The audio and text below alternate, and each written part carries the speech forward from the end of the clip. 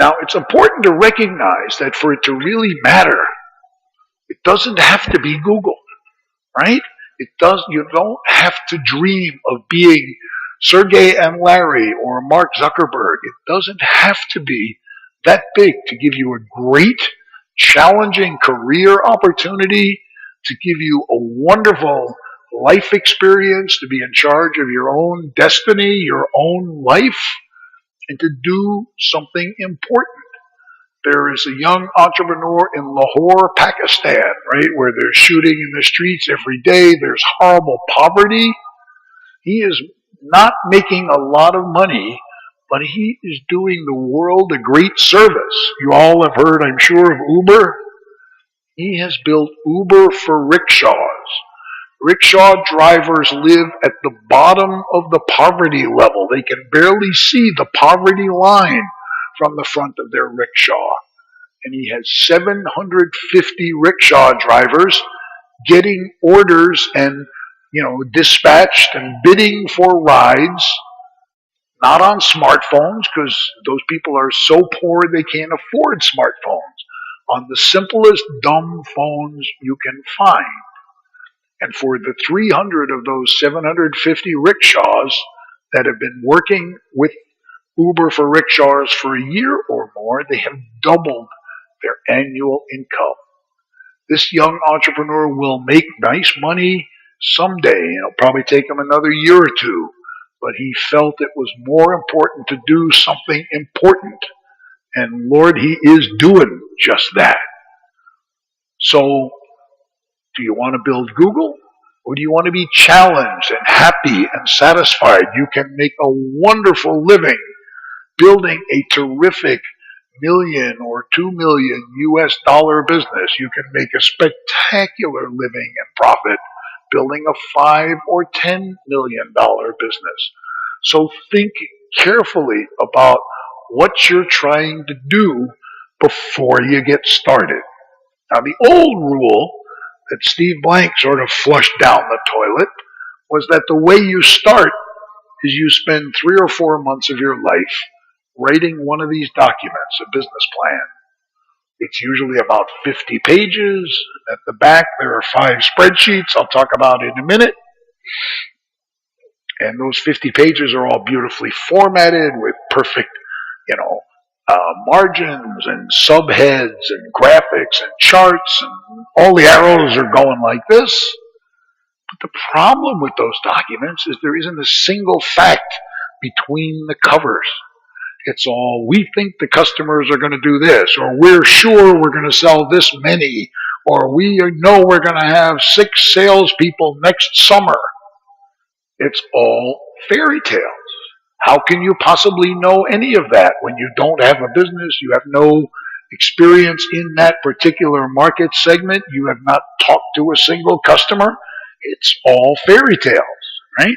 The only 2 sets of facts found between the covers of a business plan are typically the competitive analysis, because that you can look up and figure out.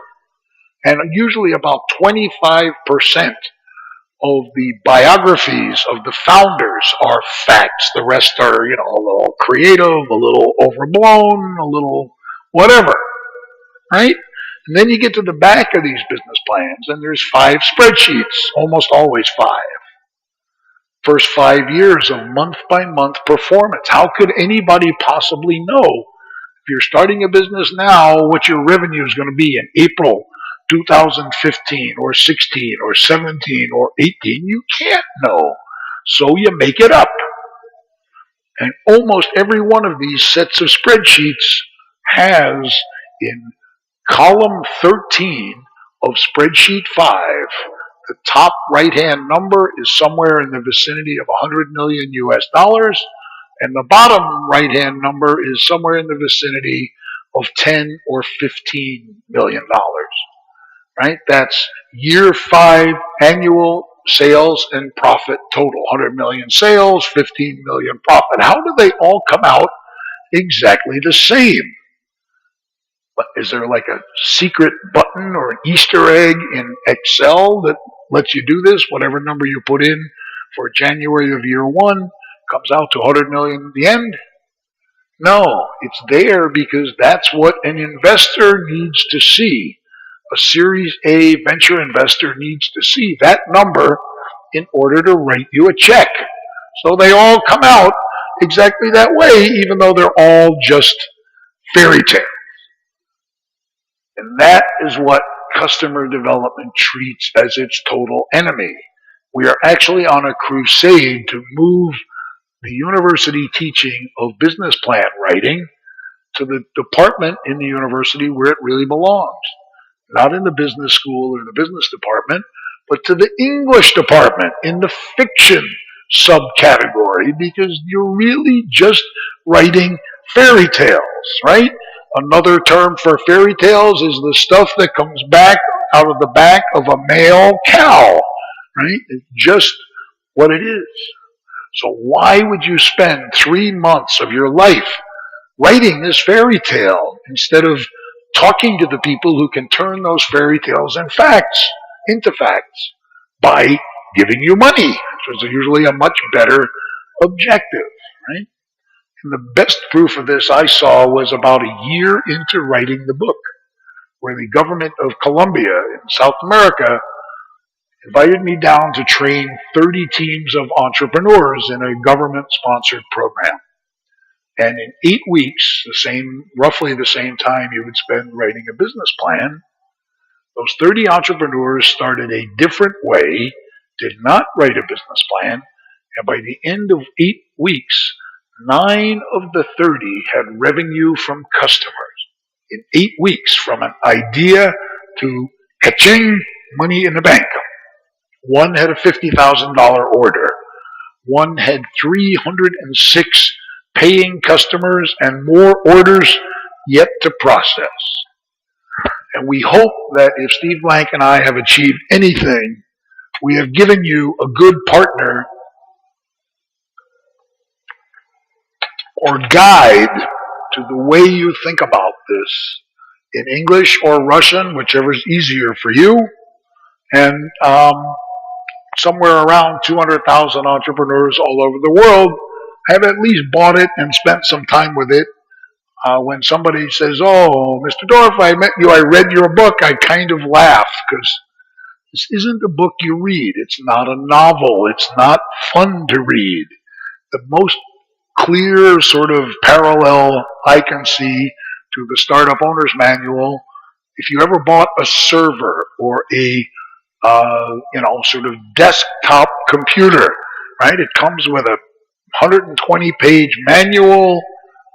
Anybody ever read one of those? Is there anyone in the room who's ever read the manual that came with a desktop or a server? Because I think you should get some therapeutic help if you did, right? But you never lose it, right? Because if that little gray smoke starts coming out of the side of the server, or all of a sudden you get a blue screen or some weird screen, you reach for that book to say, what did I do wrong? What do I have to do next? And that's how the Startup Owner's Manual can be your partner in building your startup. And so it begins with a business model, right? The business model is the shortcut to the business plan. And instead of spending 8 or 10 or 12 weeks writing your business plan, spend a day or two thinking about your business model.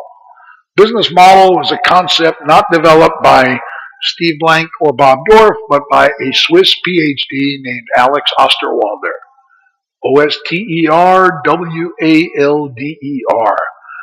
Find him online, learn about this in greater detail, read about it in our book. Osterwalder's PhD thesis at University of Lausanne, Switzerland, suggested that you could summarize everything that would be in a business plan, all of the key elements that go together to make a business on a single sheet of paper. And obviously you can do that in a day or two. You could do it in 20 minutes. It's probably not going to be very good. And these are the 9 elements. What's the value proposition? I'll talk more about a few of these. Why should somebody give me money?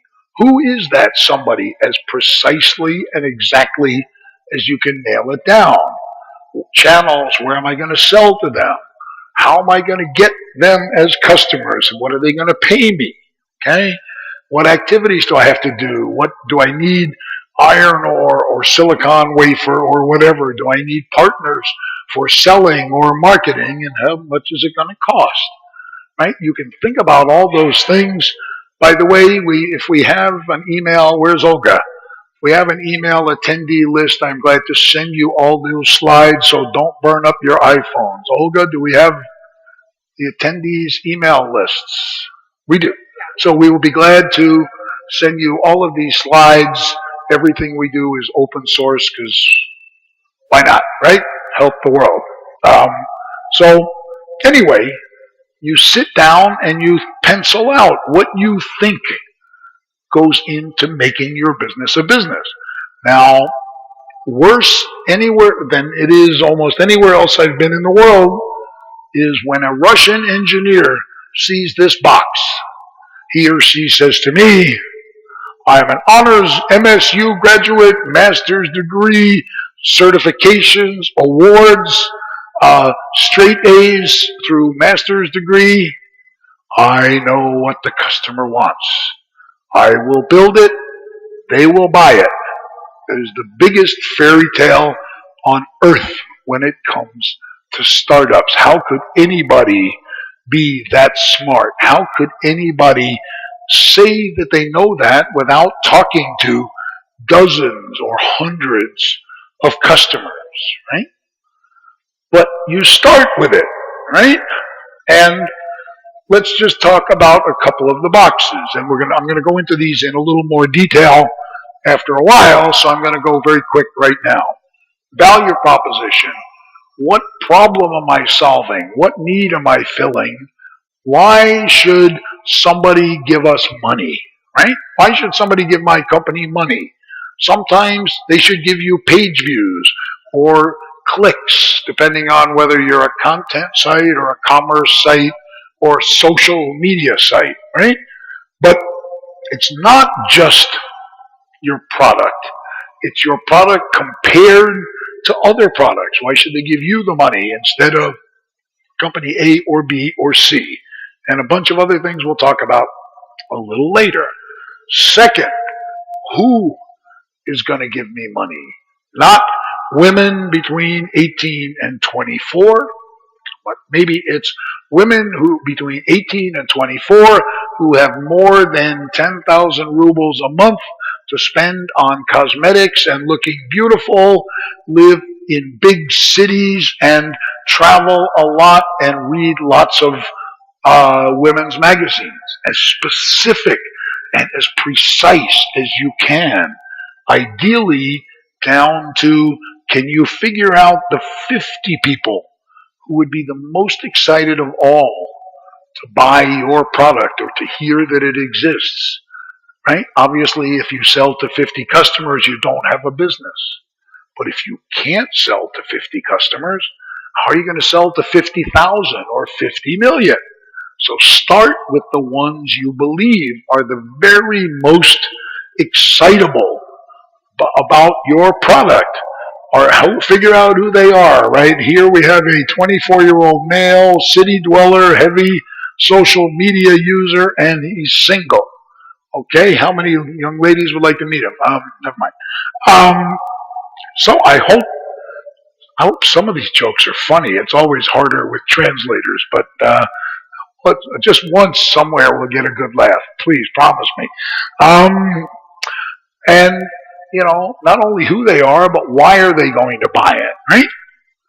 Third, customer relationships. The box on the canvas that is responsible for the more startup deaths than any other, right?